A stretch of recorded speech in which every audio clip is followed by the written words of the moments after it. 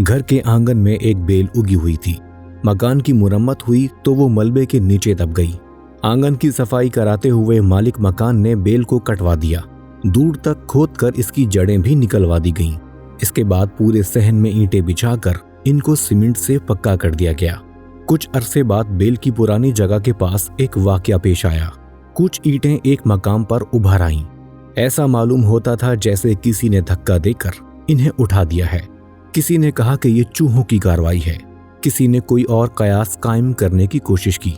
आखिरकार ईंटें हटाई गईं तो मालूम हुआ कि बेल का पौधा इनके नीचे मुड़ी हुई शक्ल में मौजूद है।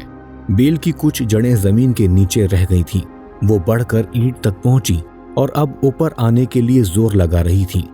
ये पत्तियां और नाजुक शाखें जिनको हाथ से मसला जाए तो वो आटे की तरह पिस उठें। इनके अंदर इतनी ताकत है कि ईंट के फर्श को तोड़कर ऊपर आ जाएं।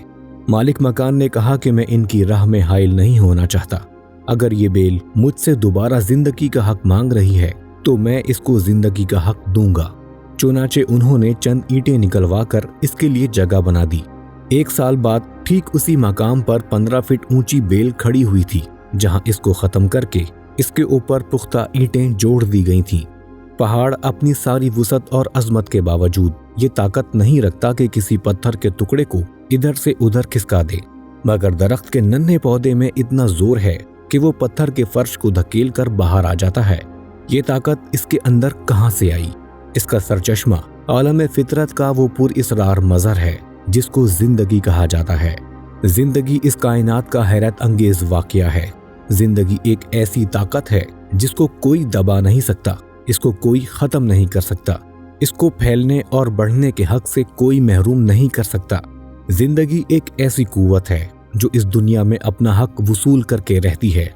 जब जिंदगी की जड़ें तक खोद दी जाती हैं, उस वक्त भी वो कहीं ना कहीं अपना वजूद रखती है और मौका पाते ही दोबारा जाहिर हो जाती है। जब ज़ाहिरी तौर पर देखने वाले यकीन कर लेते हैं कि इसका खात्मा हो चुका है, इस वक्त भी वो ऐन उस मकाम से अपना सर निकालती है जहां इसे तोड़ा और मसला गया था।